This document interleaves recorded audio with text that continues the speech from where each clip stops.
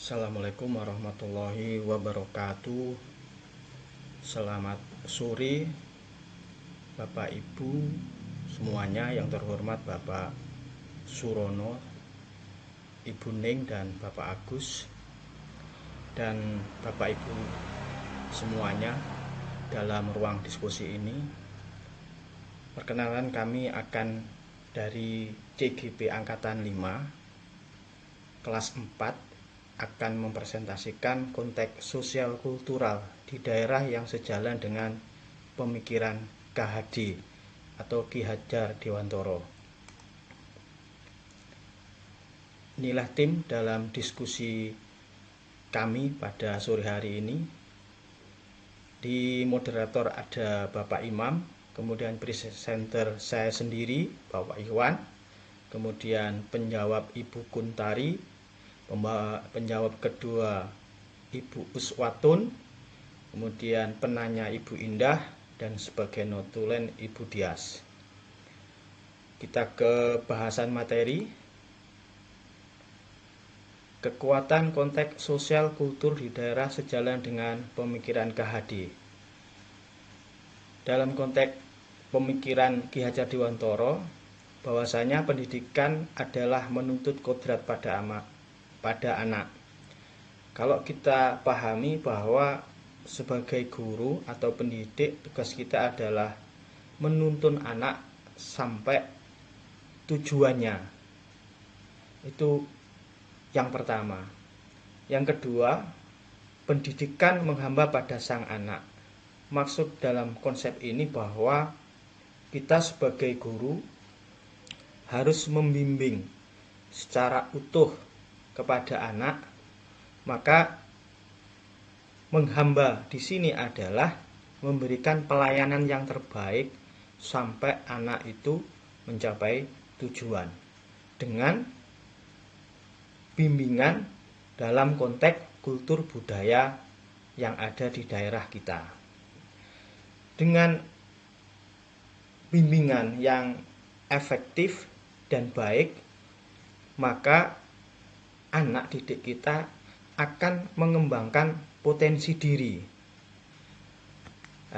Sejalan dengan hal demikian, ketika anak sudah mengembangkan potensi diri, maka di dalam jiwa anak akan tertanam dalam akses Ki Hajar Dewantara. Yang paling terkenal adalah ing ngarsa sung tulodo, ing matya mangun karsa, tutwuri handayani, di mana keteladanan ini harus yang diutamakan.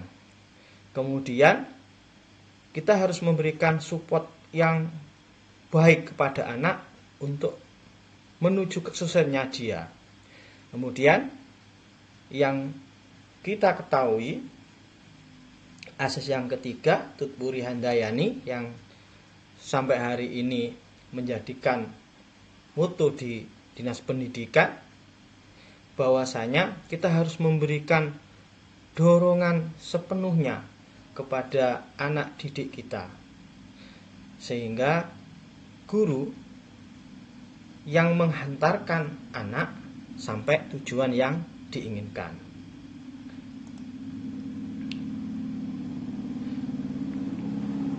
Dalam proses pertumbuhan kembangan anak,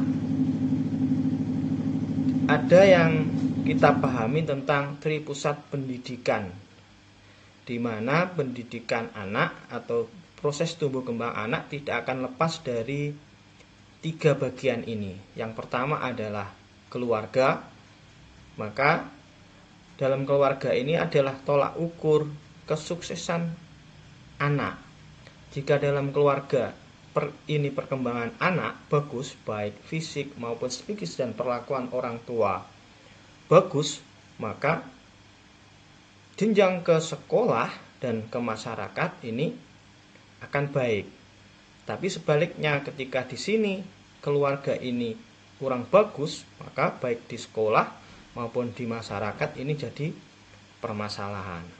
Maka dalam tripusat pendidikan, yaitu pertumbuhan tumbuh kembangnya anak ini ada 3 faktor: keluarga, sekolah, masyarakat. Maka di dalam ketiganya ini maka ada proses yang namanya kultur budaya, di mana kebudayaan yang melekat di dalam lingkungannya itu akan berpengaruh erat dalam perkembangan anak. Selanjutnya, pemikiran Ki Hajar Dewantara kontekstual sesuai dengan nilai-nilai luhur kearifan budaya daerah. Dalam kelompok kami mengambil di daerah kami yang berkembang adalah madrasah diniyah. Ya, madrasah diniyah ini adalah satuan pendidikan keagamaan jalur luar sekolah yang menyelenggarakan pendidikan agama Islam tingkat dasar. Ya, memang betul di kultur kami di daerah Munjungan dan daerah Panggul ini kegiatan Madin ini sangat luar biasa, karena setiap sore atau habis maghrib ini kegiatan ini berlangsung ya. Bahkan di masing-masing masjid atau surau mengadakan kegiatan ini, dan ini adalah kontekstual nilai budaya yang sangat arif, di mana dalam kegiatan Madin ini lebih pada religius ya, lebih pada keagamaannya. Nah, dalam Madin apa yang filosofi yang kita dapatkan di lingkungan Madin ini tadi saya jelaskan, yang pertama adalah religius ya, tentang keagamaan. Maka anak dibangun karakternya di dalam Madin ini menjadi karakter yang lebih bagus. Kemudian sesuai konsep Ki Hadi, yang kedua adalah memerdekakan manusia. Dengan orang beragama itu hakikatnya manusia sejati, yaitu di sini adalah memerdekakan manusia. Kemudian kultur budaya daerah. Ya, masing-masing daerah yang Islami itu ada kultur budaya tentang kegiatan madrasah diniyah ini. Kemudian merupakan kearifan lokal, betul, dan ini adalah memang kearifan lokal yang luar biasa di daerah, terutama di daerah pesisir seperti Munjungan dan Panggul. Kemudian kita lanjut, kita ambil yang kedua adalah seni karawitan ya, dimana seni karawitan ini peninggalan leluhur kita. Sebagai orang Jawa tentunya pasti mengenal apa yang disebut dengan karawitan, seni gamelan dan seni suara yang bertangga, nada, selindro, dan pelok ya. Istilah karawitan berasal dari bahasa Jawa, yaitu kata rawit ya, yang berarti halus dan lembut. Ini kemudian jadi karawitan berarti kelembutan perasaan yang terkandung dalam segi gamelan. Memang betul dalam kerawit ini ada istilah melaras ya. Ya, sehingga apa? Hakikatnya melaras ini penyatuan hati dengan irama. Sehingga kita mendengarkan bahasa Jawanya rengeng-rengeng, kita bisa meresapi arti gamelan tersebut. Dalam filosofi makna kerawitan ya, dalam sastra kerawitan Jawa terkandung makna filosofi ya. Apa saja? Etika, unggah-ungguh, dan kerawuh lain yang bermanfaat. Maksudnya di sini apa? Dalam penyajian kerawitan itu ada unggah-ungguhnya, ada metodenya ya. Di mana seorang kerawit itu punya etikanya. Contoh di sini ada yang namanya wirosworo. Nah, istilahnya seperti itu. Wirosworo ini yang membawakan lagu. Maka duduknya pun diatur, ditata sedemikian rupa, punya adab yang luar biasa. Kemudian prayogo atau nayogo, istilahnya ini adalah penabuh gamelan. Itu pun ya sama, kepatuhan dalam berirama, kerja kelompok ya, ini maknanya dari situ. Maka sangat luar biasa filosofi dari kerawitan ini. ada yang namanya gendang. Kalau saya pahami itu, saya baca dalam fisiologinya, gendang itu aslinya dangdang. Maksudnya apa? Dang sembahyang kalau dalam agama Islam. Dan ini merupakan sebuah kultur yang luar biasa, kultur kedaerahan yang luar biasa yang tergalung dalam kerawitan. Kemudian wawasan pendidikan hidup keluhur manusia yang berusaha memanusiakan manusia. Ini sama yang kita bahas hari ini adalah tentang fisiologi kemerdekaan dalam pembelajaran. Nah, berikutnya pemikiran Ki Hajar Dewono yang menebalkan laku murid di sekolah sesuai dengan konteks lokal sosial budaya. Apa yang bisa kita lakukan dari dua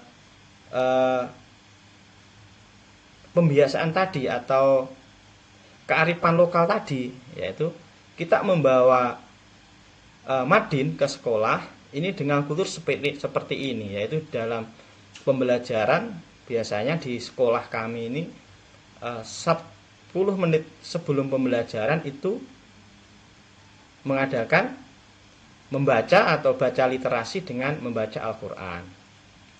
Kemudian setelah istirahat itu ada namanya sholat duha. Kemudian setelah pembelajaran berakhir kita melaksanakan sholat duhur berjamaah.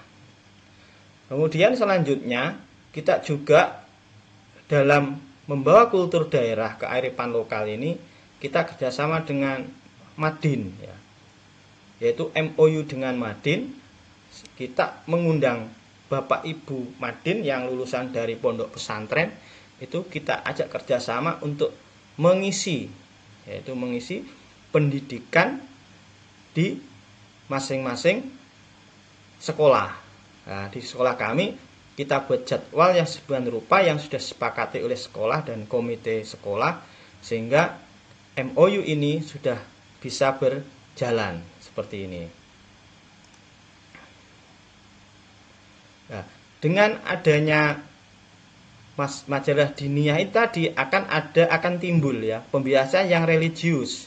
Seperti apa? Seperti ini salam, ya. Kita ada kegiatan salam kalau pagi itu, kemudian kita adakan sholat berjamaah, kemudian kita ada pendidikan empati, yaitu saling membantu, yaitu memberikan santunan. Apa tantangan dalam kegiatan ini? Ya memang awal-awalnya sangat sulit sekali Bapak Ibu, karena dengan ada komunikasi dan komitmen bersama, maka kegiatan ini sekarang merupakan sebuah kebiasaan, sehingga anak kapan waktunya sholat, kapan waktunya baca Al-Quran ini sudah terbiasa. Memang awal-awalnya memang sulit. Kemudian hasil yang kita peroleh, ya kita tampilkan. Di sini ada prestasi hari belajar. Maka ini adalah dua ustadz atau ya pengajar madin ya hafidz Quran. Kemudian ini ada siswa kita yang sudah hafal Quran, ya walaupun belum sampai 30 juz tapi sudah kita tampilkan di sini. Dan ini adalah prestasi yang luar biasa yang kita capai. Kemudian kerawitan, ya, yang kita ambil dari kontekstual daerah ini adalah kerawitan ini. Maka di sini kita ambil, yaitu kita memang ada perlengkapan kerawitan di mana kita punya SDM untuk mengajar ya, baik dari seni maupun kita ambilkan dari luar yang memang ahli. Nah, ini dalam proses kegiatan kerawitan ini. Nah, ini suasana pembinaan. Nah, ini anak-anak berlatih ya, dan ini pembinanya seperti itu. Berikut di dalam kerawitan itu ada kolaborasi antara kerawitan dengan seni tari, sehingga apa? Di sini ada siswa yang menari, kemudian di belakang yang mengiringi. Dalam arti ini apa? yaitu garapan ya namanya, kalau dalam istilah kerawitan itu adalah seni garapan, yaitu membuat not lagu sendiri, pakem sendiri, kemudian kita kolaborasi dengan tarian. Nah, ini proses latihan. Kemudian ya, prestasi hasil belajar dari kerawitan tadi ini kita tampilkan, kita undang wali murid dalam suasana yang sangat luar biasa. Wali murid diundang, kita tampilkan di sini yang punya prestasi ya. Kemudian dari hasil tadi yang sudah kita tampilkan, Bapak Ibu, kita ada falsafah sebagai pendidik untuk menghantarkan siswa kita keberhasilan. Di sini ada pohon mangga, ini falsafah luar biasa. Jadilah pohon mangga di pinggir jalan. Setiap orang lewat melemparnya dengan batu, maka pohon mangga mengembalikannya dengan sebuah buah. Pada hakikatnya apa? Jadi seorang pendidik dalam keadaan apapun maka kita akan memberikan hadiah yang terbaik untuk anak didik kita. Marilah kita untuk tergerak, bergerak, dan menggerakkan. Terima kasih. Presentasi dari kelompok kami, kurang lebihnya minta maaf. Assalamualaikum warahmatullahi wabarakatuh.